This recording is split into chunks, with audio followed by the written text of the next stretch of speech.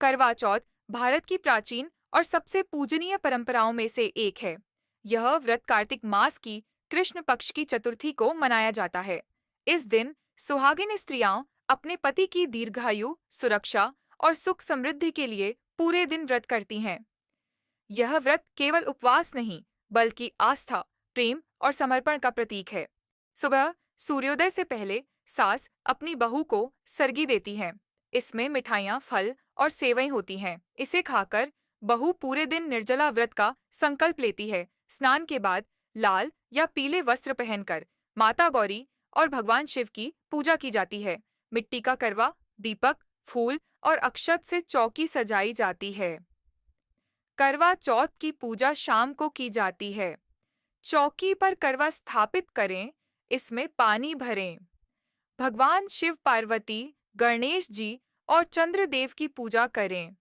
करवा चौथ व्रत कथा को ध्यानपूर्वक सुने या पढ़ें। बहुत पुराने समय की बात है। एक नगर में एक धनी साहूकार रहता था। उसके 7 पुत्र और एक पुत्री थी। बेटी का नाम था वीरवती। वह अत्यंत सुंदर, विदुषी और धार्मिक प्रवृत्ति की थी।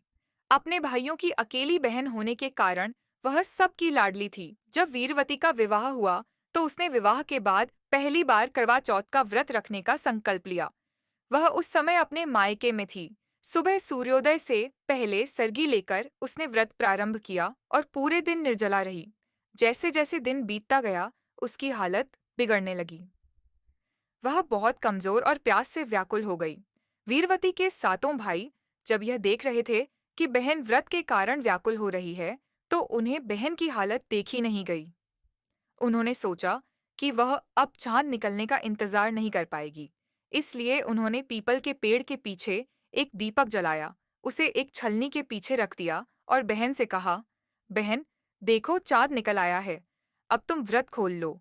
वीरवती ने भाइयों की बातों में आकर व्रत तोड़ दिया। व्रत तोड़ते ही अशुभ घटनाएं घटने लगीं। दीपक अचानक बुझ गया, थाली में रखा सिंदूर नीचे गिर गया।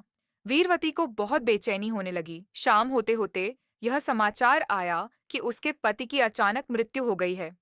वीरवती यह सुनकर अचेत हो गई। जब होश आया तो वह फूट फूट कर रोने लगी। वीरवती को अपनी गलती का गहरा पछतावा हुआ। उसने मां पार्वती की मूर्ति बनाकर उनके सामने बैठकर तपस्या शुरू कर दी। उसने निश्चय किया कि जब तक उसका पति जीवित नहीं होता, वह भोजन और जल ग्रहण नहीं करेगी। कुछ दिनों बाद मां पार्वती उसकी श्रद्धा से प्रसन्न हुई। उन्होंने वीरवती से कहा, हे सुयोग्य कन्या, तुमने अनजाने में व्रत भंग किया है।